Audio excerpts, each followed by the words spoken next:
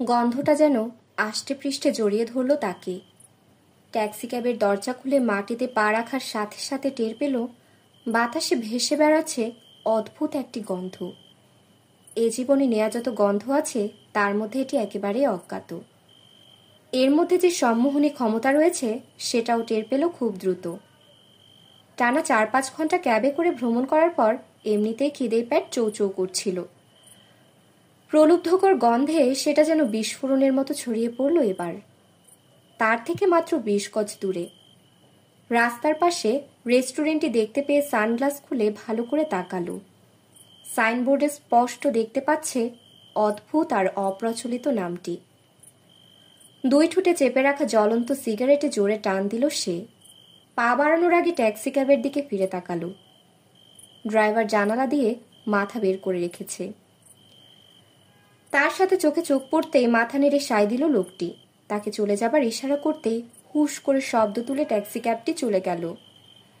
তার চোখের সামনে যে রেস্টুরেন্টটি দাঁড়িয়ে আছে সেটা গর্ব সহকারে জানান দিচ্ছে রবীন্দ্রনাথ এখানে কখনো খেতে আসেননি। একদম সত্যি কথা, আমিও কখনো খেতে আসতাম না যদি। বুক ভরে গন্ধটা নিয়ে সামনের দিকে পা বাড়ালো। মহাসড়কের পাশে চমৎকার একটি বাংলো বাড়ির মতো একতলার এই রেস্টুরেন্টটির সামনে লম্বা বারান্দা। সেই বারান্দার উপর সবুজ রং করা টিনের ছাউনি, বড় বড় ফ্রেঞ্চ জানালা আর নকশা করা বিশাল একটি কাঠের দরজা। এক নজর এই জায়গাটা মানুষ পটে স্থান করে নেবে। রাস্তার পাশে এমন চমৎকার ছিমছাম রেস্টুরেন্ট খুব কমই আছে। মহাসড়কের পাশে যেসব রেস্টুরেন্ট থাকে সেগুলো মূলত যাত্রীবাহী বাসের স্টপেজ হিসেবে কাজ করে। বড় বড় বাস সার্ভিস কোম্পানি নিজেরাই কিছু রেস্টুরেন্টের মালিক। ওগুলোর সামনে বিশাল একটি খালি জায়গা রাখা হয় বাস কোচ রাখার জন্য, কিন্তু এই অদ্ভুত রেস্টুরেন্টটি সেরকম নয়। এর সামনে যে খোলা জায়গাটি আছে সেখানে বড়জোর 10-12টি প্রাইভেট কার রাখার ব্যবস্থা রয়েছে। সম্ভবত দূরপাল্লার কোনো বাস কোচ এখানে রাখা হয় না। তাহলে কোথায় রাখা হয়? জবাবটা পেয়ে গেল রেস্টুরেন্টের বাম দিকে। ছিমছাম রেস্টুরেন্টের 1-150 গজ দূরে একটি পেট্রোল পাম্প। সেখানে অনেকগুলো বাস ট্রাক কোচ দাঁড়িয়ে আছে। চারপাশে তাকিয়ে রেস্টুরেন্টের দিকে নজর দিল আবার। এই মুহূর্তে সামনের প্রাঙ্গণে সাদা রঙের একটি প্রাইভেট কার আর কালো রঙের মাইক্রোবাস ছাড়া কিছু নেই। দুপুর গড়িয়ে গড়িয়ে হামাগুড়ি দিয়ে বিকেলের দিকে এগিয়ে যাচ্ছে। সবকিছু যেন ঝিমিয়ে পড়েছে এখানে। মহাসড়কটি অলসভাবে পড়ে আছে। অনেকক্ষণ পর পর 2-একটা বাস ট্রাক যাচ্ছে আসছে তার উপর দিয়ে। রেস্টুরেন্টের আশেপাশে ডোবা নালা আর ধান ক্ষেত। পেছনে বহু দূরে একটি গ্রামীণ জনপদ। বিস্তীর্ণ ক্ষেতের মাঝে গুচ্ছ গুচ্ছ কৃষকের বসত বাড়ি।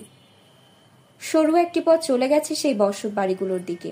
মেঠো পথের দুধারে বিস্তীর্ণ আবাদি জমি, মাঝে মাঝে ছোট বড় ডোবা পুকুর, খাল। চারদিকে তাকালে সবুজ প্রান্তরে আকাশ মিশে যাবার সেই চিরায়ত দৃশ্য চোখে পড়বে। বারান্দার কাছে এসে একটু থেমে সুখ টান দিয়ে সিগারেটটা ছুঁড়ে ফেলে দিল। ধূমপান নিষেধ লেখা সাইনের পাশেই নকশা করা বিশাল দরজা। সেটা ঠেলে ভেতরে ঢুকেই থমকে গেল কয়েক মুহূর্তের জন্য। হালকা ভলিউমে রবীন্দ্রসঙ্গীত ভেসে বেড়াচ্ছে। অবাক হলো না সে, এটা প্রত্যাশিতই ছিল, বিশেষ করে এমন একটি রেস্টুরেন্টে। ঘরের ভেতর নজর দিল এবার। সাজসজ্জা আর পরিবেশ একদমই আলাদা। টেবিল চেয়ারগুলো একটু ভিন্নভাবে সাজানো। এক একটা রাউন্ড টেবিল ঘিরে আছে 3 থেকে 4টা করে চেয়ার। এরকম 5-6টি টেবিল আছে ঘরে। সর্বোচ্চ 20-25 জন বসতে পারবে। এই বিশাল জায়গাটি যত কাস্টমার ধারণ করতে পারে তার অর্ধেকের বসার ব্যবস্থা রয়েছে। এর মালিক যেন স্পষ্ট একটি বার্তা দিচ্ছে সবাইকে, আমি নিছক টাকা কামানোর জন্য রেস্টুরেন্ট ব্যবসা করি না। আমি যেটা করি সেটা এক ধরনের শিল্প।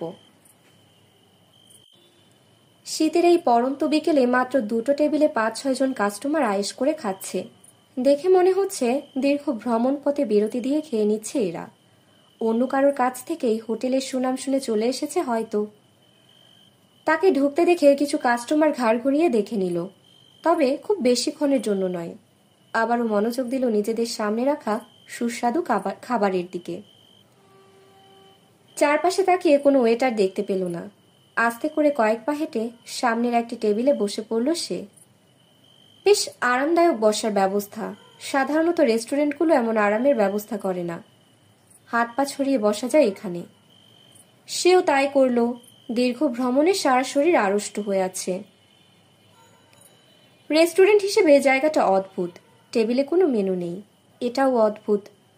কোনো ওয়েটারও চোখে পড়ছে না। একেবারেই ব্যতিক্রমী দৃশ্য। আশেপাশে কাউকে দেখা যাচ্ছে না। ভেতরের উত্তর দিকে ছোট্ট একটা দরজা আছে, ওটা দিয়ে হয়তো ভেতরের কোনো ঘরে যাওয়া যায়। দরজার পাশে রয়েছে ছোট্ট একটা জানালা। গাঢ় কালচে কাচের কারণে ভেতরটা দেখা যাচ্ছে না। পশ্চিম দিকে ফিরল। আরো দুটো দরজা আছে। সাইন দেখে বুঝতে পারল ওগুলো ওয়াশরুম, নারী পুরুষ দুজনের জন্যেই। খুট করে শব্দ হতেই চমকে তাকালো সে। তার পেছনে ঠিক ডান দিকে এক লোক দাঁড়িয়ে আছে। ওয়েটার। হাতে খাবারের মেনু না থাকলে একজন কাস্টমার হিসেবেও ভুল হয়ে যেতে পারত। মেনু দিয়ে গেলাম, বলল ছেলেটা। আপনি দেখুন, অর্ডার করার দরকার হলে আমি চলে আসব। আর কোনো কথা না বলে চলে গেল সে। এই ওয়েটার কিভাবে বুঝবে কখন আমার অর্ডার করার দরকার হবে, ভাবল সে। আজব। মেনুর দিকে চোখ গেল। অন্য সব রেস্টুরেন্টের মতো আইটেমের বাহুল্য নেই। তবে যে নামগুলো দেখতে পাচ্ছে তার বেশিরভাগই অপরিচিত। সম্ভবত পরিচিত খাবারগুলোর নতুন করে নামকরণ করেছে এরা। মেনুতে কিছু আইটেম আলাদা করে চিহ্নিত করা আছে। মুস্কানস স্পেশাল হিসেবে, Muskan's curry, Muskan's secrecy, Muskan's soup of life, Muskan's hybrid ক্যাম্পচপ, Muskan's golden drinks, Muskan's just tea. Muskan জিনিসটা কি? এটা কি কোনো আরবি পার্সিয়ান খাবারের নাম, যেমন লেবানিজ শর্মা? সে বুঝতে পারল এই রেস্টুরেন্টটি রহস্য সৃষ্টি করতে, রহস্য বানাতে পারঙ্গম, আর সেটা প্রকাশ করতে একেবারে অকপট। রহস্য? আমি সেটা ভেদ করতেই এসেছি, মনে মনে বলল সে। মেনু থেকে চোখ সরিয়ে আশেপাশে তাকালো। ওয়েটারের কোনো দেখা নেই। এত বড় রেস্টুরেন্ট, অথচ একজন মাত্র ওয়েটার, তাও আবার ভূতের মতো নাজেল হয়, চোখের সামনে থাকে না। উত্তর দিকে দরজা খুলে সে ওয়েটারকে বের হয়ে আসতে দেখল সে। তার কাছে এসে বলল, জি স্যার, বলেন। আমি লম্বা জার্নি করে এসেছি, পেট ভরে খেতে পারি এরকম কি খাওয়া যেতে পারে? তোমাদের মেনু দেখে তো কিছুই বুঝতে পারছি না। ওয়েটারের মুখে কোনো হাসি নেই, বরং কাস্টমারের কথা শুনে কিছুটা অসন্তুষ্ট হয়েছে মনে হলো। আপনি ভাত, মাংস কিংবা ফিশ কারি নিতে পারেন, সাথে স্পেশাল কিছু। স্পেশাল মানে মুস্কানস জাতীয় কিছু? তার কথার মধ্যে যে শ্লেষ আছে সেটা ওয়েটারকে রুষ্ট করল। জি, সেরকমই কিছু, কাটা কাটা ভাবে বলল সে। এই মুস্কান জিনিসটা কি? অ্যারাবিয়ান নাকি পার্সিয়ান কুইজিন? ওয়েটার কয়েক মুহূর্ত চেয়ে রইল কাস্টমারের দিকে। আপনি আমাদের এখানে প্রথমবার এসেছেন মনে হয়। হ্যাঁ, সৌজন্যমূলক হাসি দিল ছেলেটি। এটা একটা নাম স্যার। কিসের নাম? আমাদের এই রেস্টুরেন্টের মালিকের নাম। উনি আমাদের সব মেনু তৈরি করেছেন। মেনু তৈরি করেছেন মানে? উনি একজন শেফ, বলতে পারেন খুব অসাধারণ একজন শেফ। ও। মাথা নেড়ে কয়েক মুহূর্ত ভেবে নিল কাস্টমার। এরকম প্রত্যন্ত জায়গায় একজন মহিলা রেস্টুরেন্ট চালাচ্ছে, সে নিজে আবার শেফ, অসাধারণ শেফ। আচ্ছা, ভাতের সাথে তাহলে কি নিতে পারি? চিন্তাভাবনা বাদ দিয়ে খাবারের দিকে মনোযোগ দিল। তার খিদে অসহ্য পর্যায়ে চলে যাচ্ছে। মুস্কানস কারি নিতে পারেন, বিফ কারি। তাহলে তাই দাও। Okay sir. ওয়েটার আর কিছু না বলে চলে যাচ্ছে দেখে সে অবাকই হলো। শোনো, পেছন থেকে ডাকলো তাকে। ঘুরে দাঁড়ালো ছেলেটা। জি? সাথে ডাল কিংবা ভাজি দিলে ভালো হয়। তোমাদের মেনুতে ওরকম কিছু? ডাল আর কয়েক ধরনের ভর্তা পাবেন স্যার। তার কথা শেষ করার আগে ওয়েটার বলল, ওগুলো আমরা রাইসের সাথে এমনিই দিই, তাই মেনুতে মেনশন করা থাকে না। ও, ভুরু কপালে তুলে বলল সে। ঠিক আছে, আপনার যা যা লাগবে বলবেন, সমস্যা নেই। ওয়েটার সোজা চলে গেল বন্ধ দরজাটার দিকে। দূরে বসে থাকা তিনজন কাস্টমারের দিকে তাকালো সে। এরা নিশ্চয়ই একসঙ্গে বেড়াতে যাচ্ছে কোথাও। লোকগুলো এমন আয়েশ করে খাচ্ছে দেখে মনে হচ্ছে দুনিয়ার সর্বশ্রেষ্ঠ খাবারের আস্বাদন করছে তারা। চুপচাপ খাচ্ছে আর একে অন্যের দিকে তাকিয়ে প্রশংসার দৃষ্টিতে ভাব বিনিময় করছে। ব্যাপারটা দেখার মতো, যেন প্যান্টোমাইম করছে এক একজন। পোশাক আশাক দেখে মনে হচ্ছে বেশ শিক্ষিত আর ধনী। হাতের আঙুল চেটে চেটে খাওয়ার লোক নয় কোনোভাবেই, কিন্তু এই মুহূর্তে তাই করছে। অতদূর থেকে ওই টেবিলের খাবারের সুস্বাদু গন্ধ তার নাকে এসে লাগছে। অদ্ভুত আর সম্মোহনী এক গন্ধ। উঠে দাঁড়ালো সে। এইমাত্র অর্ডার দিয়েছে, নিশ্চয়ই খাবার আসতে কমপক্ষে 10-15 মিনিট লাগবে। ওয়েটারের গদায় লস্করি চালচলন দেখে তার মনে হচ্ছে আরো বেশিও লাগতে পারে। এই ফাঁকে ওয়াশরুম থেকে হাত মুখ ধুয়ে আসা দরকার। তাহলে অদ্ভুত এই রেস্টুরেন্টের মালিক একজন মহিলা? ওয়াশরুমের দিকে যাওয়ার সময় মনে মনে বলল সে। এই অপ্রত্যাশিত ব্যাপারটি তাকে আরো বেশি আগ্রহী করে তুলল। সিজন করা মোটা মোটা বাঁশ দিয়ে তৈরি এর দেওয়ালগুলো, দুটো বেসিন আর একটি ইউরিনাল প্যান। পাশের একটি দরজায় লাগানো সাইন দেখে বুঝতে পারল ওটা মহিলাদের জন্য নির্ধারিত। শার্টের স্লিভ গুটিয়ে বেসিনের ট্যাপ ছেড়ে দিয়ে হাত মুখ ধুয়ে ফেলল। সামনের আয়নায় নিজের চেহারাটা দেখল সে। আজ সকালে শেভ করা হয়নি। একদিন শেভ না করলেই তার মুখের দাড়ি বেশ বেড়ে যায়, বিশ্রী দেখায় তাকে। অর্ধেকের বেশি দাড়ি গোঁফ পেকে গেছে মধ্যবয়সের আগেই। ইদানিং নিজেকে আর একটু কম বয়স্ক দেখানোর জন্য প্রতিদিন শেভ করে, তবে আজ সেটা করতে ভুলে গেছিল। ভেজা হাতের আঙুল দিয়ে মাথার চুলগুলো আঁচড়ে নিল। সে কখনো চিরুনি ব্যবহার করে না। তার হাতের চিকন আঙুলগুলো চিরুনির চেয়েও বেশি ভালো কাজ করে। আয়নায় তাকিয়ে দেখল নিজেকে। ভেজা চুলে তাকে বেশি হ্যান্ডসাম লাগে। ওয়াশরুম থেকে বের হয়ে টেবিলের কাছে ফিরে এসে অবাক হয়ে গেল। এরই মধ্যে খাবার চলে এসেছে। ধোয়া উঠছে মুক্তার মতো সাদা সাদা ভাত থেকে। মুস্কান স্কারি থেকে বের হচ্ছে অজ্ঞাত আর প্রলুব্ধকর সে গন্ধ। ডালের বাটিটাও চোখ এড়ালো না। চমৎকার রং। এরকম চমৎকার রঙের ডাল সে কখনো দেখেনি। ঠিক হলুদ নয়, আবার বাসন্তী রঙও বলা যায় না। ডালের মধ্যে ভেসে আছে ছোট ছোট লাল সবুজ মরিচের ফালি। চেয়ারে বসে পড়ল। একটা প্লেটে 3 ধরনের ভর্তা, সবগুলোই বলের আকৃতিতে। বেশিরভাগ রেস্টুরেন্টে এমনটিই দেখা যায়, কিন্তু এখানে একটু ব্যতিক্রম আছে। ছোট গল্ফ বলের মতো ভর্তার দলাগুলো তার দিকে তাকিয়ে হাসছে। চোখ আর হাসি মুখটি বানানো হয়েছে দুটো লালচে দানা আর ক্যাপসিকর্নের সরু লম্বা একটি ফালি দিয়ে। আনমনেই হেসে ফেলল। খিদের বায়না মেটাতে আর বেশি দেরি করল না। ঝটপট খেতে শুরু করল। খাবারগুলো তার গলা দিয়ে নেমে যাবার সময় বিমোহিত হয়ে গেল এর স্বাদের কারণে। 10 মিনিট পর আবিষ্কার করলো চারপাশে সবকিছু ভুলে সে শুধু খেয়ে যাচ্ছে। প্রচণ্ড খিদের সময় সব খাবারের স্বাদই ভালো লাগে, কিন্তু স্বীকার করতে বাধ্য হলো যে খাবার মুখে পড়ছে তা সত্যি অসাধারণ। সামান্য ভর্তা থেকে শুরু করে ডাল পর্যন্ত অসম্ভব সুস্বাদু। আর মুস্কান স্কারির কথা ভাষায় প্রকাশ করতে পারল না। সত্যি বলতে এটা গরুর নাকি খাসির মাংস সেটা ধরতে গিয়ে হিমশিম খেল। কার কাছ থেকে যেন শুনেছিল ভালোভাবে রান্না করলে গরু আর খাসির মাংসের মধ্যে পার্থক্য করা কঠিন হয়ে পড়ে। আরও অবাক হলো গরুর মাংসে যে কটু একটা ঘ্রাণ থাকে সেটা নেই। সম্পূর্ণ নতুন একটি গন্ধ নাকে আসছে, আর সেটা খাবারের রুচি আরও বাড়িয়ে দিচ্ছে। যে খাবারগুলো দেয়া হয়েছিল তার সবগুলো শেষ করে আঙুল চাটতে চাটতে আশেপাশে তাকালো। ওয়েটারকে দেখতে পাচ্ছে না।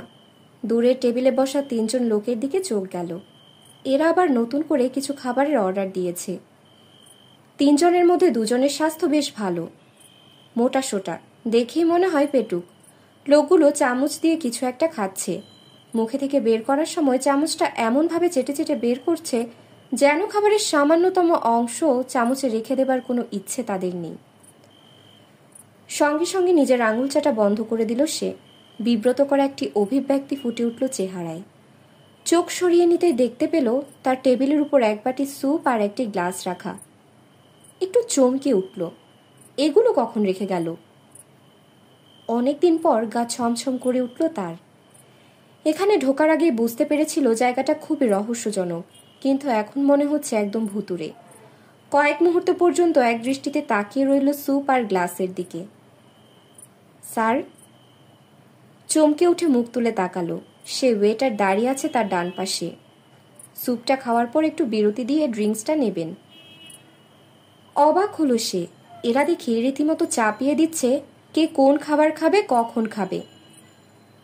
আমি তো এ দুটো অর্ডার দেইনি, আস্তে করে বলল। এই প্রথম মুচকে হাসলো ওয়েটার। আপনার খাওয়া শেষ, তাই এই দুটো আইটেম নিয়ে এলাম, খেয়ে দেখবেন, অনেক ভালো লাগবে। তোমাদের রেস্টুরেন্টে কি সবাইকে এভাবে খাবার দেওয়া হয়? ছেলেটা কিছু বলল না, অপেক্ষা করলো আরও কিছু শোনার জন্য। মনে কিছু করবে না, আমি আসলে সিরিয়াসলি জানতে চাচ্ছি। স্যার, প্রথমত আমরা এটাকে রেস্টুরেন্ট বলি না, অতিথিশালা বলি। এখানকার কোথাও রেস্টুরেন্ট শব্দটি পাবেন না আপনি। ভুরু কপালে তুলল শহুরে কাস্টমার। সেজন্যই না চাইলে অনেক আইটেম দেওয়া হয়? জি স্যার, ওয়েটার হাসি মুখে বলল। মেহমানদারি না চাইলেও তাকে কিছু দেয়া যায়। কিন্তু আমি কি খেতে চাই সেটা জানতে হবে না? কাস্টমারের অর্ডার দেখে আমরা বাড়তি কিছু দিয়ে দেই। আমরা জানি কোনটার সাথে কি খেলে তৃপ্তি পাওয়া যায়। আর কিছু না বলে ওয়েটার চলে গেল। সশব্দে হাফ ছেড়ে স্যুপের বাটি থেকে এক চামচ স্যুপ নিয়ে মুখে দিল। স্বাদের তীব্রতায় দু চোখ বন্ধ হয়ে এলো তার। দারুণ। 5 মিনিট পর খালি স্যুপের বাটিটার দিকে তাকিয়ে এই প্রথম তার মনে প্রশ্ন জাগলো, এটা কিসের স্যুপ? নিজে নিজে উত্তরটা জানার চেষ্টা করলো, কিন্তু নিশ্চিত হতে পারল না। একটা ব্যাপারে সে পুরোপুরি নিশ্চিত, এ জীবনে টাটকা সবুজ রঙের স্যুপ কখনো খায়নি। এটা কি স্যুপ অফ লাইফ? মেনুতে এরকম কিছু দেখেছিল, হতে পারে। জীবনের রং তো সবুজই হওয়ার কথা, সম্ভবত রঙের কারণে স্যুপের এমন নামকরণ। চেয়ারে হেলান দিয়ে বসলো।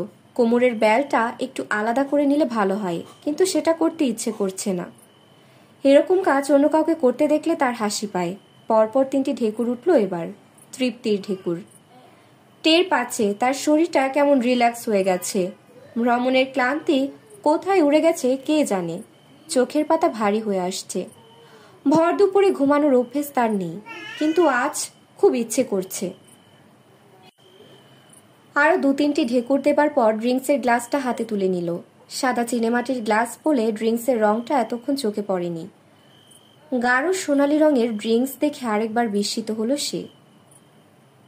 গোল্ডেন পন্ড ড্রিঙ্কস, মেনুতে এটাই তো লেখা ছিল। বুক ভরে নিঃশ্বাস নিয়ে চুমুক দিল ড্রিঙ্কসে। আবারও বিস্মিত হলো। জীবনে ঝাল, টক আর মিষ্টির মিশ্রণে কোনো ড্রিঙ্কস সে পান করেনি। সম্ভবত বিভিন্ন ধরনের মশলাও দেয়া হয়েছে এতে। সব মিলিয়ে যে রাসায়নিক মিশ্রণটি তৈরি হয়েছে সেটা অজ্ঞাত, অব্যাখ্যাত, কিন্তু স্বর্গীয় স্বাদের। খালি গ্লাসটি রেখে দিল। অনুভব করলো সারা শরীরে এক ধরনের শিহরণ বয়ে যাচ্ছে, ভালো লাগার একটি অনুভূতি। কেমন ঘোর লাগা এক আবেশে বসে রইল মিনিটের পর মিনিট। সম্বিত ফিরে পেতেই চারপাশে তাকালো। কেউ নেই। যে 3জন লোক দূরের টেবিলে বসে খাচ্ছিল তারা চলে গেছে কখন টেরই পায়নি।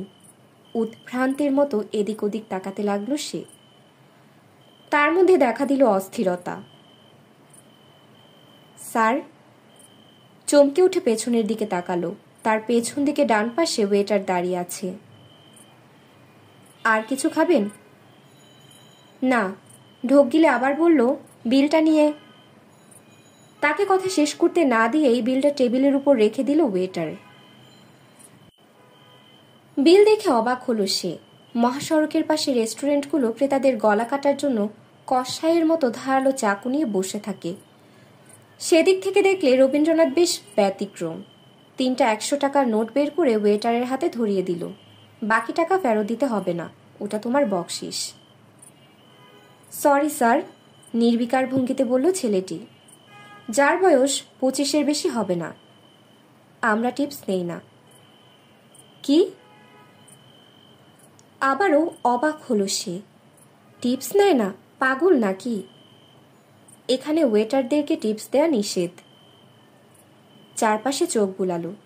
কেউ তো দেখছে না, রেখে দাও বলেই চোখ টিপে দিল সে। আর কোনো কথা না বলে চুপচাপ চলে গেল ওয়েটার। আজব জায়গা। অস্ফুট স্বরে কথাটা বের হয়ে গেল তার মুখ দিয়ে। উঠে দাঁড়ালো সে। অনেকদিন পর পরিপূর্ণ তৃপ্তি নিয়ে খাবার খেয়েছে। দেহ মনে অলস একটি ভাব চলে এসেছে এখন। তার মনে হচ্ছে আর কিছু করার আগে একচোট ঘুমিয়ে নিতে হবে। দরজা দিয়ে যেই না বের হয়ে যাবে অমনি পেছন থেকে সে ওয়েটার তাকে ডাকল। স্যার। ঘুরে তাকাতেই টাকাগুলো বাড়িয়ে দিল তার দিকে। তোমাদের খাবার কিন্তু সত্যি অসাধারণ, বলল সে। আলতো করে হাসল ওয়েটার, যেন এরকম প্রশংসা শুনে শুনে বহু আগেই তারা অভ্যস্ত হয়ে গেছে। টাকাগুলো হাতে নিয়ে বলল, অনেকদিন পর ভালো স্বাদের খাবার খেলাম। থ্যাঙ্কস স্যার, সৌজন্যবশত বলল ছেলেটি। আমাকে না, তোমাদের মালিককে থ্যাঙ্কস জানিয়ে দিও আমার তরফ থেকে। জি স্যার, অবশ্যই জানিয়ে দেব। থুতনির নিচে চুলকে নিল সে। ওনার পুরো নাম কি? ওয়েটার একটু চুপ থেকে বলল, মুস্কান জুবেরি। উনি কি এখানকার স্থানীয়? এটা আমি জানি না স্যার, কথাটা বলেই চলে গেল ওয়েটার। পেছনের পকেটে মানিব্যাগটা ঢুকিয়ে নিল সে। বুঝতে পারছে তাকে আরও বেশি সতর্ক হতে হবে, বিশেষ করে রবীন্দ্রনাথের কারোর সাথে কথা বলার সময়। সন্ধ্যার অন্ধকার নামার আগেই রাস্তার ওপারে জলজল করে উঠল রবীন্দ্রনাথ। ওয়াক থু। সাইনটার দিকে তাকিয়ে শব্দ করে থুতু ফেলল রহমান মিয়া, যেন বুকের ভেতর দলা পাকানো ঘৃণা বেরিয়ে এলো। কি মিয়া, কারে থুতু মারলা? রহমান দেখল ভূতের মতো কোত্থেকে যেন হাজির হয়েছে অতি পরিচিত এক কাস্টমার। লোকটার মুখে দুষ্ট হাসি লেগে রয়েছে। ভর সন্ধ্যায় এর মতো কাস্টমার পেয়ে মোটেও খুশি হতে পারল না। কারে আবার মারুম, আজাইরা কথা। মুখে থুতু আইছিল, ফালাইয়া দিলাম। বিরক্ত হয়ে বলল দোকানি। ওই ডাইনিটার উপরে চেইতা আসো জানি তো। গুল খাওয়া লালচে দাঁত বের করে বলল কাস্টমার। এখন তো আমি ছাড়া কেউ তোমার গুড়ের চা খায় না। খালি বিড়ে সিগারেট বেচা কি চলে? আবারও লালচে দাঁতগুলো বিকশিত হলো। গুড়ের চা বানাতে ব্যস্ত হয়ে পড়ল রহমান। কথাগুলো যেন আমলেই নিল না। গুড় একটু বাড়াইয়া দিও। তুমি কইলাম দিন দিন কিপটা হইয়া যাইতাছু মিয়া। গুড় দিবারই চাও না, পারলে গরম পানি গুলাইয়া খাওয়াইয়া দিবার চাও। একমাত্র কাস্টমারের দিকে চৌকিতে তাকিয়ে বাঁকা হাসি দিল রহমান। এত মিষ্টি খাইলে ডায়াবেটিস হইব। ওইসব বড়লোকের রোগামাগো হইব না। রোগ শোক কি বড়লোক ছোট লোক দেখেনি? রহমান মিয়া চায়ে গুড় মেশাতে মেশাতে বলল। দেখে না তো কি? তর্ক জুড়ে দেবার জন্য বলল কাস্টমার। এই ধরো, ব্যানসন আছে? কাস্টমারের কথা থেমে গেল। রহমান মুখ তুলে তাকিয়ে দেখল ভদ্রগোছের এক লোক দাঁড়িয়ে আছে তার সামনে। মাঝারি উচ্চতা, পরিপাটি পোশাক, চোখে মুখে কেমন খবরদারি করার ভঙ্গি। দেখে বোঝা যায় শহর থেকে এসেছে। মুখটা চেনা চেনা লাগলো। তার মনে পড়েছে, সম্ভবত কয়েক ঘন্টা আগেই এই লোককে দেখেছে ওই হোটেলে ঢুকতে। হলুদ রঙের ট্যাক্সিতে করে এসেছিল। বাইরে দাঁড়িয়ে ভালো করে দেখছিল হোটেলটি। খেয়ে দিয়ে যখন বের হয়ে যাচ্ছিল তখন দেখেছে লোকটার মুখে কেমন তৃপ্তির আভা লেগে রয়েছে। ওখান থেকে বের হওয়া সব কাস্টমারেরই একই অবস্থা হয়।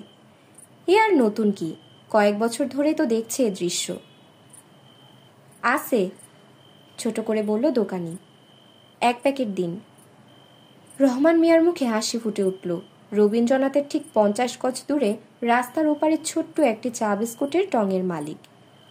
বড় আর ক্ষমতাবনের সামনে দুর্বল গরিবেরা যেমন কুঁকড়ে থাকে, তেমনি তার টং দোকানটিও কাচুমাচু হয়ে মাথা নুয়ে থাকে সবসময়, যদিও বয়সে রবীন্দ্রনাথের চেয়ে কয়েক বছরের বড়। ওই রেস্টুরেন্ট থেকে খেয়ে দিয়ে যারা বের হয় তারা এতটাই তৃপ্ত থাকে যে খুব কম সময়ে তার দোকানে এসে চা সিগারেট খায়। 1 প্যাকেট ব্যানসন 5-5 চাও তো দূরের কথা। তাই সিগারেটের কার্টুন থেকে প্যাকেটটা বের করতে করতে মনে মনে লাভের হিসেবটা না করে পারল না সে। অঙ্কটা খুব সহজ, প্রতিটি সিগারেটে যদি 1 টাকা লাভ হয় তাহলে 1 প্যাকেটে পুরো 20 টাকা। নতুন কাস্টমার, যে কিনা একটু আগে রবীন্দ্রনাথ এসেছিল, প্যাকেটটা হাতে নিয়ে একটা সিগারেট ধরিয়ে ফেলল। আরেক কাপ চা বিক্রি হবার সম্ভাবনা দেখতে পেল রহমান। লোকটার তীক্ষ্ণ দৃষ্টি আশেপাশে ঘুরে বেড়াচ্ছে। দোকানের সামনে দুটো কাঠের বেঞ্চের একটাতে বসে আছে একটু আগে আসা হ্যাংলা মতন লুঙ্গি পরা মাঝবয়সী কাস্টমার। তাকেও চকিতে দেখে নিল সে। রং চা হবে?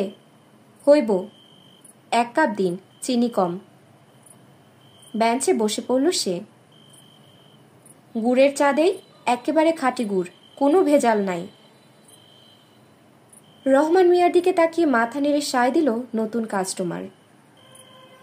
লুঙ্গি পরা কাস্টমারের দিকে চায়ের কাপ বাড়িয়ে দিল দোকানি। লও। চায়ের কাপটা হাতে নিয়ে সিগারেট খেতে থাকা ভদ্রলোককে পা থেকে মাথা পর্যন্ত মেপে নিল সে।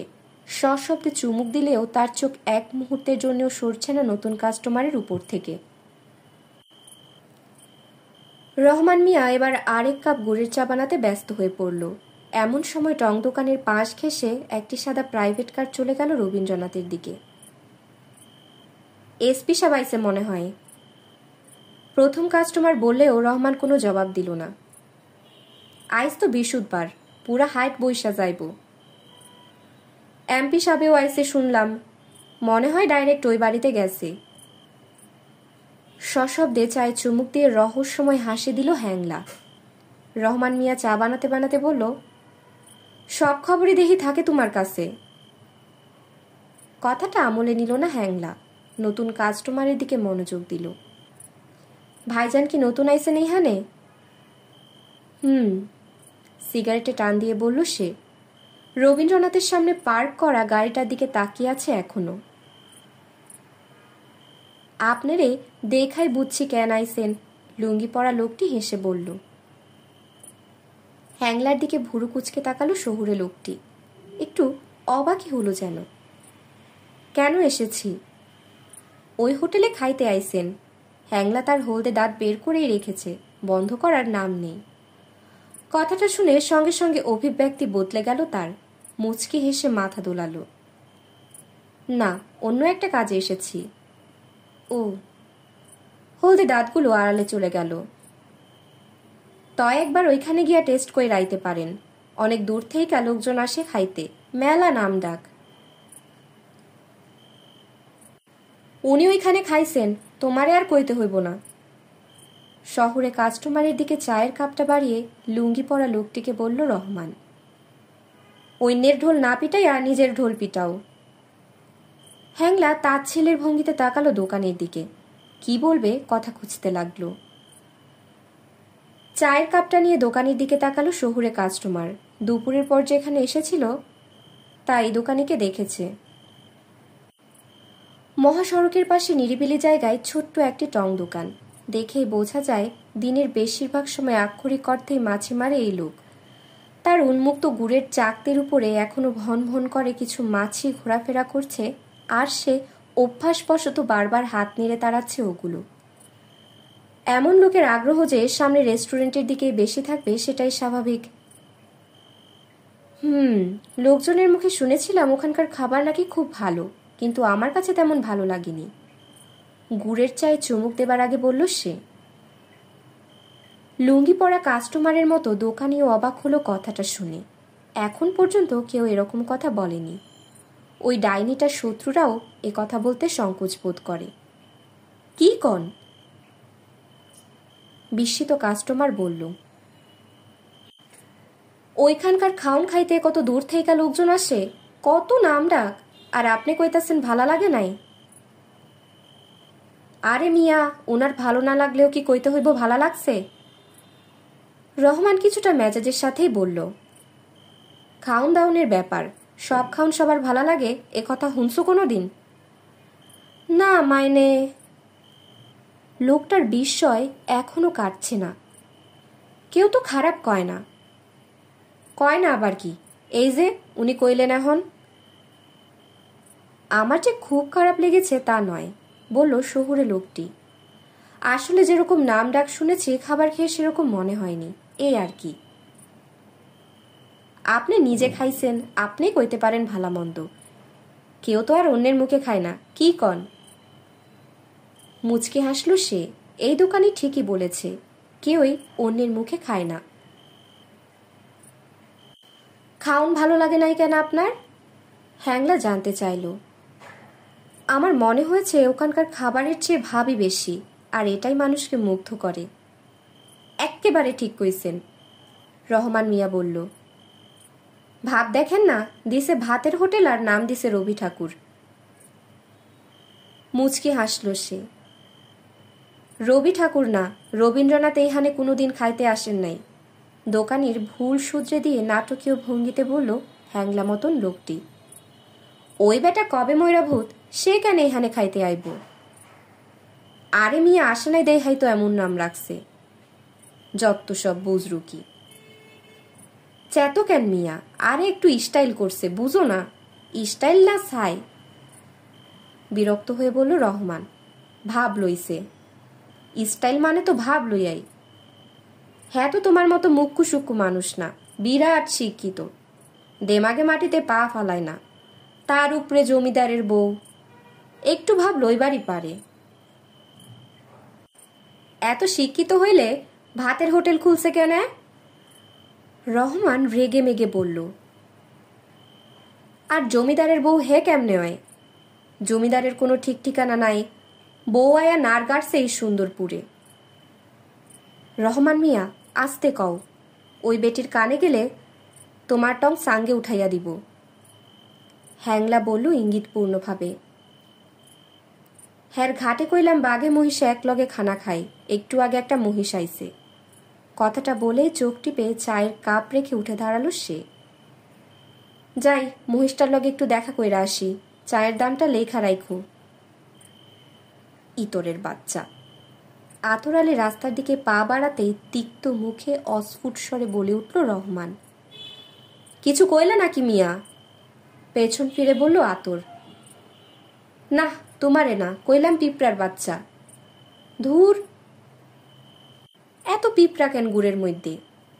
সত্যি সত্যি গুড় নিয়ে ব্যস্ত হয়ে গেল চায়ের দোকানি।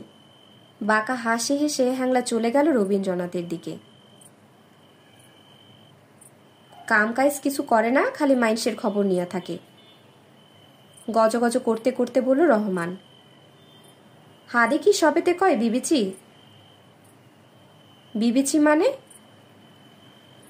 চায়ে চুমুক দিয়ে বলল শহুরে লোকটি। ওই যে রেডিওর খবর আছে না, বিবিচি। ও, বুঝতে পারল সে।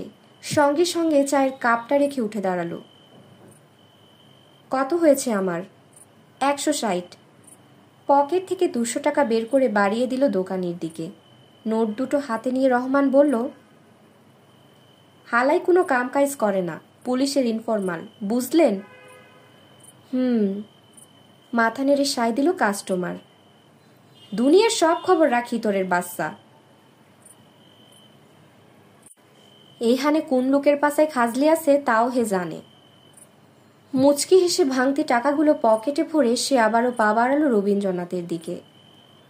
রহমান মিয়া সেদিকে তাকে বিড়বিড় করে বলে উঠল, মুখে তো কইল খাউন ভালা না, এখন দেখি ওইদিকেই যাই। মাইনসে কি আর হাদে কয় ওই বেটি সপ্তেরে জাদু কইরা ফালায়?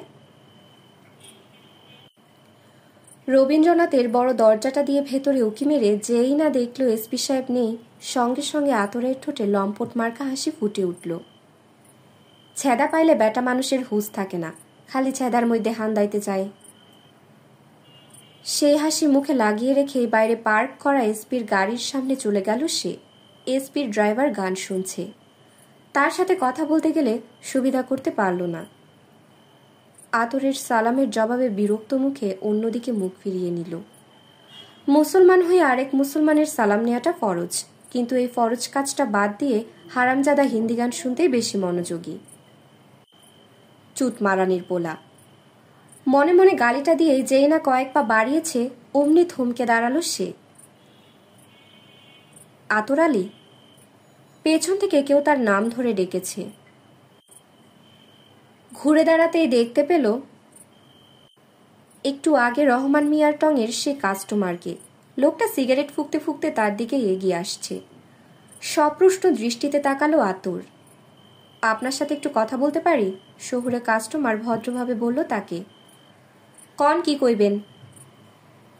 কোথাও গিয়ে একটু বসি। অবাক হলো ইনফর্মার।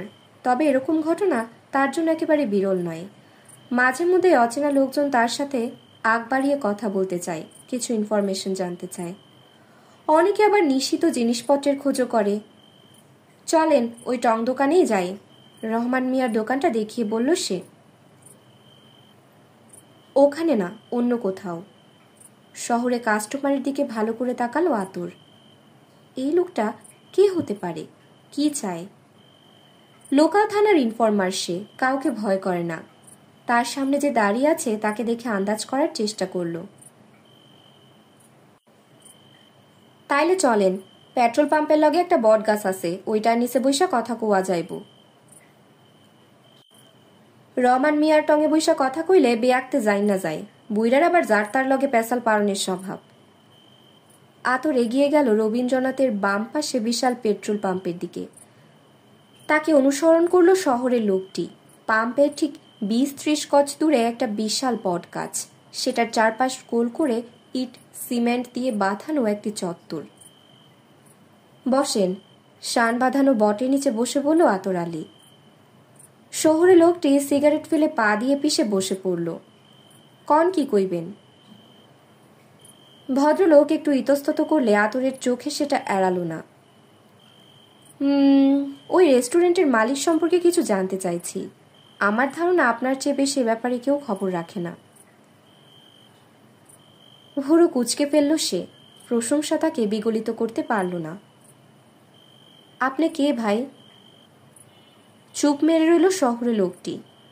সাংবাদিক, আন্দাজ করে বলল ইনফর্মার। স্থির দৃষ্টিতে চেয়ে থেকে আলতো করে মাথা নেড়ে সায় দিল ভদ্রলোক, যেন অনিচ্ছায় স্বীকার করতে হচ্ছে পরিচয়টা। আমি আগেই বুঝবার পারছিলাম।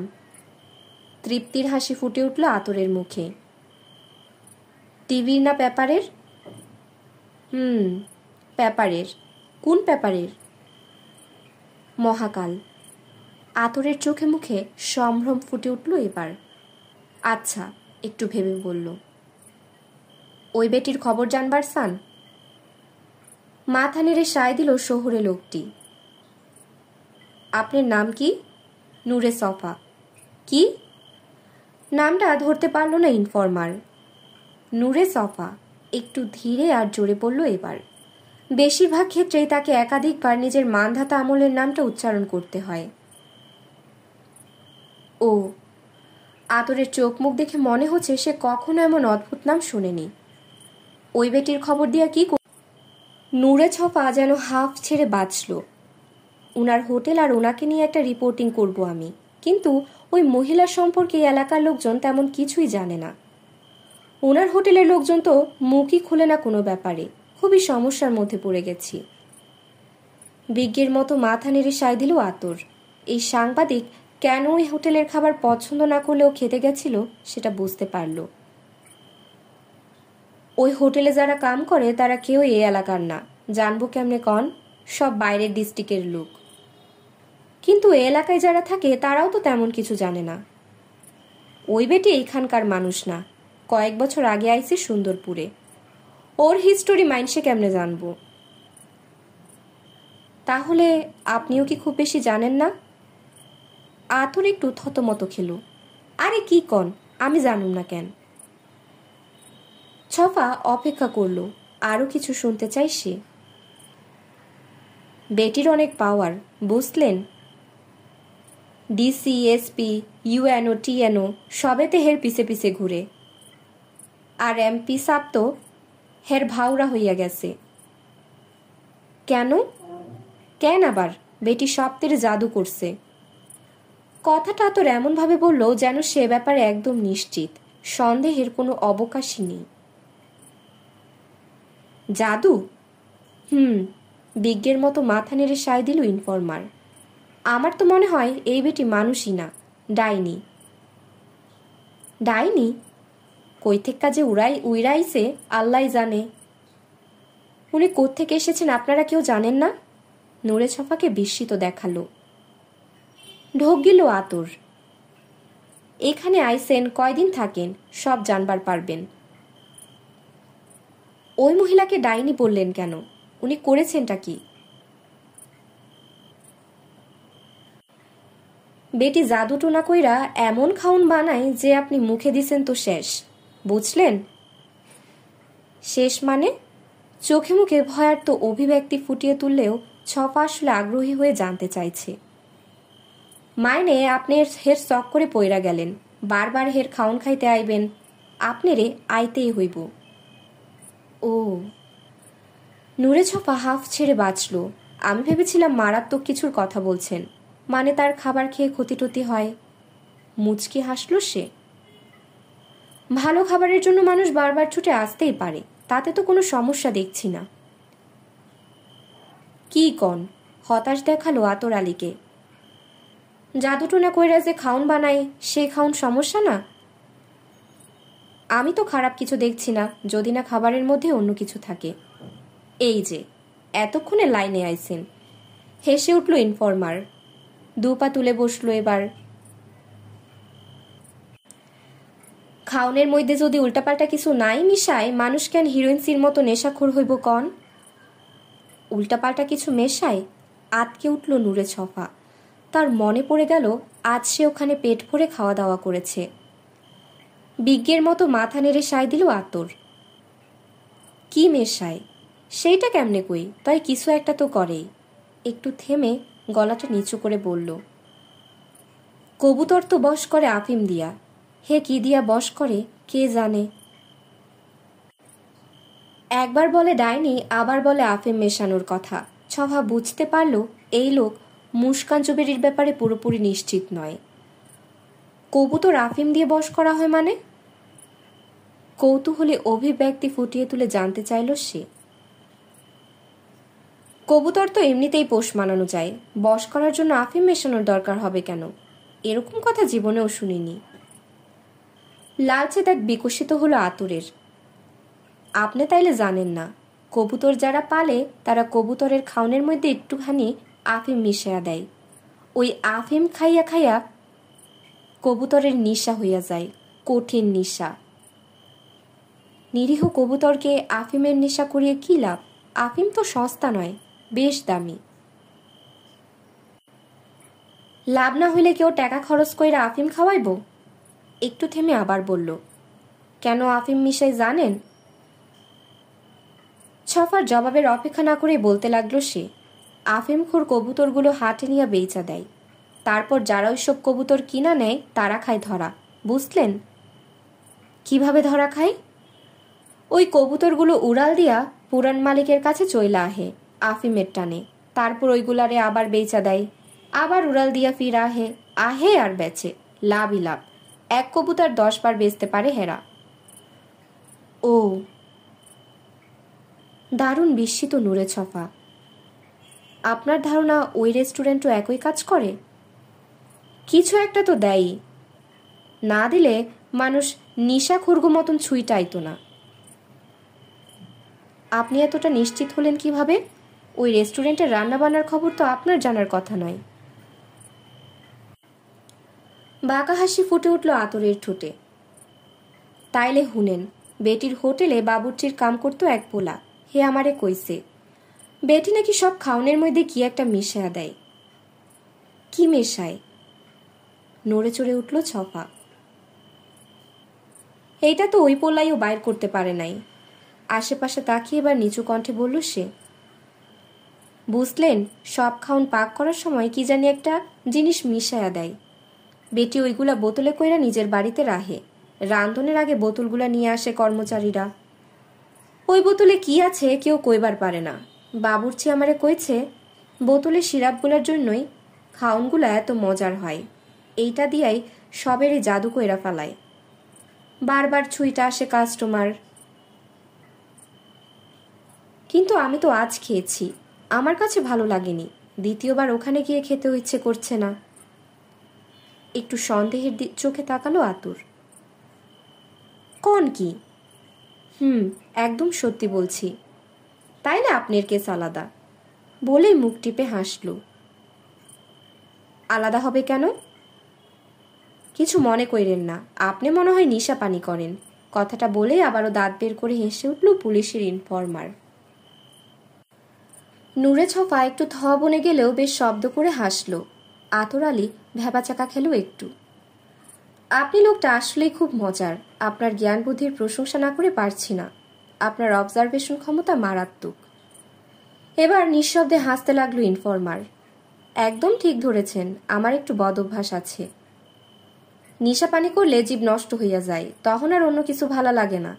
কথাটা বলে একটু থেমে আবার বলল, আপনি কি খান? তেমন কিছু না, এই ধরেন একটু গাঁজা মদ। আমি এমন সাংবাদিক দেখি নাই যে এইসব জিনিস খায় না। একদম নিশ্চিত ভঙ্গিতে বলতে লাগলো আতর। সব সাংবাদিকই গাঁজা মদ খায় বুঝলেন? এগুলা না খাইলে হেরা কামই করতে পারে না। সবাই খায় কিনা জানি না, আমি খাই। তবে এখানে আসার পর বিপদে পড়েছি। গাঁজা মদ কিচ্ছু পাচ্ছি না। আরে কি কন, এগুলা কোনো ব্যাপার হইল? এই আতরে খালি কইবেন কয় মন গাঞ্জা চান, কয় ডেরা মদ লাগবো, চুটকি বাজামো আর সব হাজির হইয়া যাইব। আপনি এসবের কারবারও করেন নাকি? আতর লাজুক হাসি দিল। আমি করি না, তয় যারা করে তার সবেতে আমারে বাউ কইরা কাম করে। আমারে হাতে রাখে আর কি, আমার লগে ওগোর হট্টেরাম আছে। তাহলে আপনি থাকতে এসব নিয়ে আমাকে আর চিন্তা করতে হবে না মনে হচ্ছে। খালি কইবেন বান্দা জিনিস লইয়া হাজির হইব। একটু থেমে আবার বলল সে। উঠছেন কোনহানে? টাউনের হোটেলে। ভুরু কুচকালো আতর। ওই যে সুরতালির 3 তলার হোটেলে, সানমুনে। মাথা নেড়ে সায় দিল নূরে ছফা। এই টাউনে আবাসিক হোটেল ওই একটাই। আর জায়গা পাইলেন না? সুরতালি তো এটারে খানকি পট্টি বানাইয়া রাখছে। সব হুস্কি মাগি গো আড্ডাখানা। আপনার মতো মানুষ কেমনে উঠলো এখানে? আমি তো এখানকার তেমন কিছু চিনি না। এখানে আমার পরিচিত কেউ নেইও। ওই হোটেলে না উঠে উপায় ছিল না। আচ্ছা, ওরা আপনার কাছ থেকে পার ডে কত নিতাছে? 300। আতরের ভুরু কপালে উঠে গেল। পুরা ডাকাইতি। ওইটা কি 5 স্টার নি? ওইখানকার রুমের ভাড়া তো 200 টাকা। তাই নাকি? নূরে ছপা কৃত্রিম বিস্ময়ের ভঙ্গি করল। ওরা আপনার গলা কাটতাছে। খারান, আমি রাইতে গিয়া ফাপড় দিতাছি, দেখবেন ভাড়া কেমনে নাইমা আসে। নূরে ছপা কিছু বলতে গিয়েও বলল না। কয়দিন থাকবেন ওইখানে? একটু ভাবল সে। 3-4 দিন। 3-4 দিনে আপনার কাম হইয়া যাইব? আপনার মতো যোগ্য লোক পেলে হয়ে যাবে আশা করি। একটু বিগলিত হলো আতর। কথাটা কম ঠিক না, কিন্তু আপনি কইলাম আসল লোকের দেখাই পাইছেন।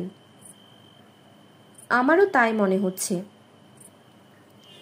এইবার কন কি জানবার চান? একটু গুছিয়ে নিল নূরে ছফা। ওই মহিলা কোত্থেকে এসেছে, এখানে এরকম জায়গায় কেন এসেছে, এর পেছনে সত্যিকারের কারণ কি, তার রেস্টুরেন্টের খাবারগুলো কেন এত সুস্বাদু হয়, এইসব। আপনি না কইলেন হ্যার খাওন আপনার ভালো লাগে নাই? আতরের চোখে মুখে সন্দেহ। আমার ভালো লাগেনি তো কি হয়েছে, সবার তো লাগে। একটুও ঘাবড়ে না গিয়ে বলল সে। তা ঠিকই কইছেন। আমি যে কয়দিন এখানে থাকবো আপনি আমাকে একটু হেল্প করবেন, চিন্তা করবেন না। এজন্য আমি আপনাকে বকশিস দেব। টাকা না বলে বকশিস বলল ইচ্ছে করেই। আতরের লালচে দাঁত বকশিসের কথায় আবারও বিকশিত হলো। কিন্তু একটা শর্ত আছে। সপ্রশ্ন দৃষ্টিতে তাকালো ইনফরমার। কি? আমার ব্যাপারে কাউকে কিছু বলতে পারবেন না, মানে আমি যে সাংবাদিক এটা। আরে আমি আবার কারে কমু? কথার মাঝখানে বলে উঠল, আমার কি খাইয়া দায়া কাম নাই? এই আতর খামোকা পাবলিকের লগে কোনো বিষয় আশয় নিয়ে গপ মারে না। আমি পাবলিকের কথা বলছি না। তাইলে? পুলিশের কথা বলছি। চুপ মেরে গেল লোকটা। আমি জানি আপনি পুলিশের হয়ে কাজ করেন। নূরে ছপা ইনফরমার শব্দটাও ব্যবহার করল না। স্বাভাবিকভাবে পুলিশকে বলতে পারেন আমি কে, কেন এখানে এসেছি। একটু থেমে আবার বলল, কিন্তু এটা করলে পুলিশ আমাকে ডিস্টার্ব করতে পারে। বোঝেনি তো ওই মহিলার সাথে ওদের কেমন খাতির। হাত তুলে থামিয়ে দিল ইনফর্মার। আর কম লাগবো না, এটা আমার সাথে আর কে বেশি জানে। আপনি এটা নিয়ে টেনশনই করেন না, পুলিশ কিছু জানবার পারবো না। কিন্তু তারা যদি আমার ব্যাপারে আপনার কাছ থেকে কিন্তু জানতে চায় তখন কি বলবেন? একটু ভেবে নিল আতর। এটা এমন কঠিন কিছু না। আমি পুলিশে কমু আপনি জমি কিনবার আইছেন, আমি আপনারে হেল্প করতাছি। এবার নূরে ছপার মুখে হাসি দেখা গেল। বাহ, দারুণ তো। আপনি কি জমি টমিও খুঁজে দেবার কাজ করেন নাকি? জমির দালাল শব্দটিও ইচ্ছে করে বাদ দিল সে। বিনয়ী হাসি দেখা গেল আতরের মুখে। মাঝে মধ্যে এইটাও করতে হয়। কোনখানে কোন জমিটা মাইনসে বেচবো এটা আমার জানা থাকে। আপনি কইতে পারেন এখানকার গ্যারাম আর টাউনে কেউ যদি ঘরের চিপাই ঢুইকা পাদও মারে এই আতর ঠিকই জানবার পারে। এর লাইগাই তো মাইনসে আমারে বিবিচি কয়। আতরের চোখে মুখে এক ধরনের গর্বিত ভাব দেখতে পেল নূরে সফা। কোন পোলাই কোন মাইয়ার লগে চক্কর চালাইতেছে তাও আতর জানে। নূরে ছফা মুচকে হাসি দিয়ে পকেট থেকে 100 টাকার একটি নোট বের করে লোকটার হাতে ধরিয়ে দিল। এটা রাখুন, চা সিগারেট খাবেন। কাল থেকে আমি আর আপনি একসাথে কাজ শুরু করব। এর জন্য প্রতিদিন আপনি পাবেন 500 টাকা, ঠিক আছে? টাকাটা হাতে নিয়ে দাঁত বের করে হেসে মাথা নেড়ে সায় দিল ইনফর্মার। দুর্দিনের সময় এমন একজন লোক জুটে যাওয়াতে খুশি হলো। কয়েকটা দিন নিশ্চিন্তে থাকা যাবে। ঠিক আছে, কাম হইব। এই আতরালে টাকা পয়সার দাম দেয় না, দাম দেয় মিল মহব্বত রে। আপনারে আমার অনেক পছন্দ হয়েছে, এটাই হইল আসল কথা। আমারও আপনাকে খুব পছন্দ হয়েছে, আপনি আসলেই কাজের মানুষ। আমার মনে হয় না আর কারোর হেল্প দরকার হবে আমার। আরে আর কেউ আপনার হেল্প করবো কেমনে? ওরা তো ওই ডাইনির 30 সীমানায়ও যাইতে পারে না। এখন বলুন ওই মহিলা কোত্থেকে এলো, কিভাবে এখানে এলো? আতর একটু গাল চুলকালো। লম্বা কাহিনী, কইতে অনেক টাইম লাগবো। আমার তো এখন একটা কাম আছে, থানায় যাইতে হইব। রাইতে আপনার হোটেলে আইতাছি, তখন কমুনে। ঠিক আছে, একটু ভেবে নিল ছফা। আর ওই বাবুর্চি ছেলেটার সাথে কি কথা বলা যাবে? বেটি তো ওই পলারে কবে চাকরি নট কইরা দিছে। বলেন কি? অবাক হলো ছফা। পোলাটা যে আমার লগে মিলামিশা করতো এইটা মনে হয় বেটি বুঝা গেছিল। ওই মহিলা কিভাবে জানতে পারলো এটা? সে কি আপনাদেরকে একসাথে দেখেছিল? আরে না, আমাকেও কোনোদিন দেখে নাই, তাই আগেই কইছি বেটি একটা ডাইনি। হে কেমনে জানি সব যায় না যায়। ও, একটু আনমনা হয়ে গেল সফা। আমি কইলাম এর আগেও আপনাগো লগে কাম করছি। কি? বুঝতে না পেরে বলল সে। সাংবাদিক কথা কইতাছি। ও, বিগলিত হাসি দিল ইনফর্মার। আপনার মোবাইল ফোন আছে না? আছে একটা, তাই সুবিধার না। কাচুমাচু খেয়ে বলল সে। বুঝলাম না। আমারে ফোন করন যায়, আমি কাউরে ফোন করতে পারি না।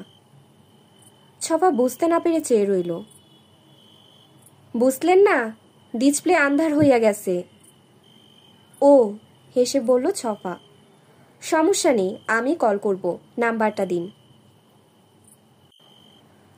আতর আলী ফোন নাম্বারটা মুখস্থ বলে গেলে ছফা তার সামনে ফোনে সেভ করে রাখল। তাহলে রাতে কথা হবে, আমি আপনার জন্য অপেক্ষা করব। আতরকে বিদায় দিয়ে পকেট থেকে আরেকটা সিগারেট বের করে ধরালো সে। দীর্ঘ একটা টান দিয়ে তাকালো জল করতে থাকা রবীন্দ্রনাথের দিকে। চারপাশে ঘন অন্ধকারে লালচে আলোর একমাত্র সাইনটি কিছুক্ষণ পর পর কয়েক সেকেন্ডের বিরতি দিয়ে নিভে যেতেই জ্বলে উঠছে আবার। এক রহস্যময় তার ইঙ্গিত দিচ্ছে যেন।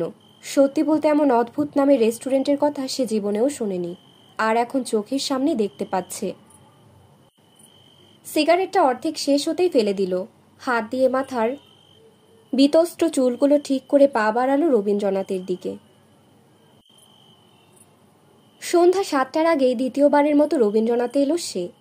অদ্ভুত রেস্টুরেন্টের সামনের খোলা প্রাঙ্গণে কমপক্ষে 6-7টি প্রাইভেট কার আর মাইক্রোবাস দাঁড়িয়ে আছে। ধীর পায়ে রেস্টুরেন্টের ভেতরে ঢুকতেই দেখতে পেল বসার মতো খালি কোনো আসন নেই। অবশ্য ভালো করে চোখ বোলানোর পর দূরে বাম দিকে একটি টেবিল খালি দেখতে পেল। আরও অদ্ভুত ব্যাপার হলো 4 জন ওয়েটার দেখতে পাচ্ছে এখন। তারা সবাই শান্তশিষ্টভাবে টেবিল থেকে টেবিলে অর্ডার নিচ্ছে, নয়তো খাওয়া শেষে বিল দিচ্ছে কাস্টমারকে। দিনের বেলা এরা কোথায় ছিল? তখন মাত্র একজন ওয়েটারকে দেখেছে।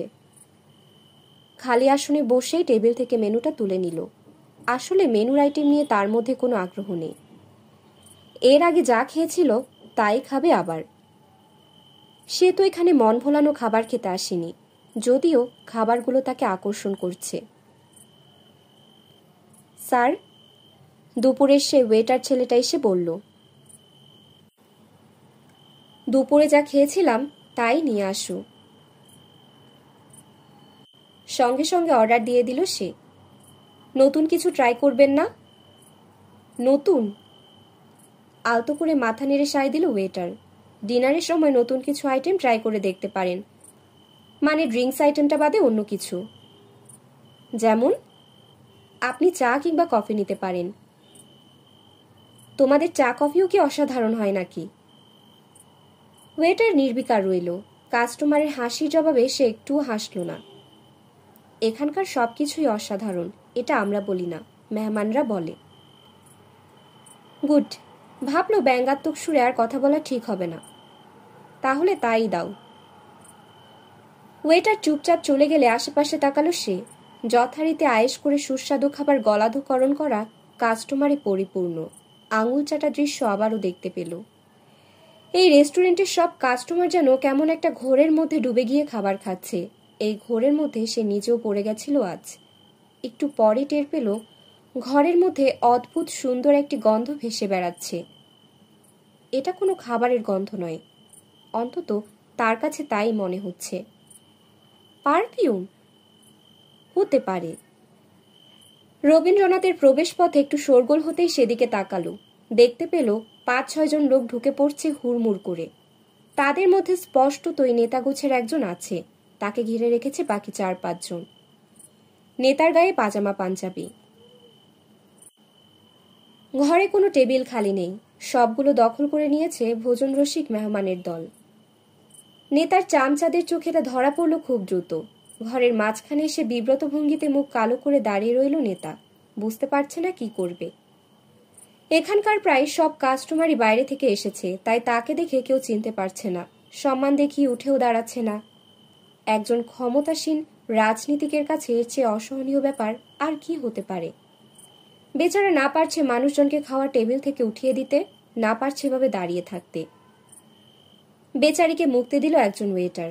দৌড়ে এসে নিচু স্বরে কিছু একটা বললে নেতার কালো মুখটি উজ্জ্বল হয়ে গেল মুহূর্তে।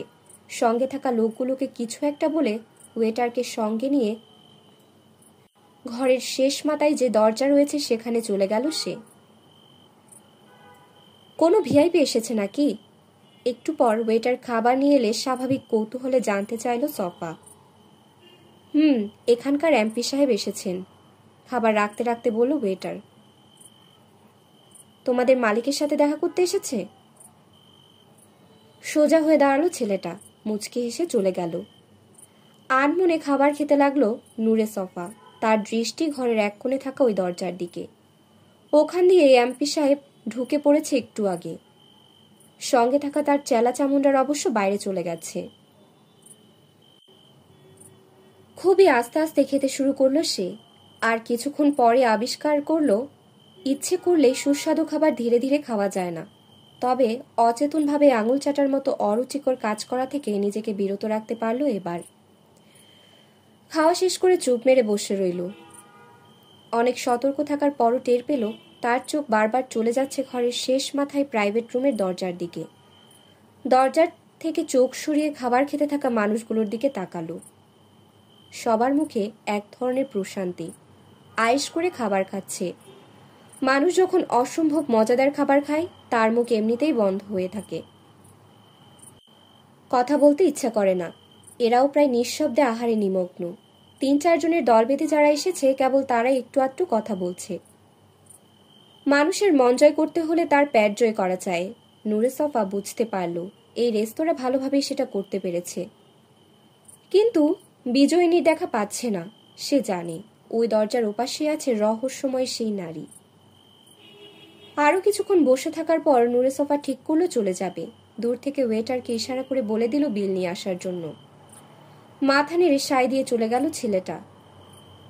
এমন সময় তাকে অবাক করে দিয়ে দরজা খুলে বেরিয়ে এলো এমপি সাহেব।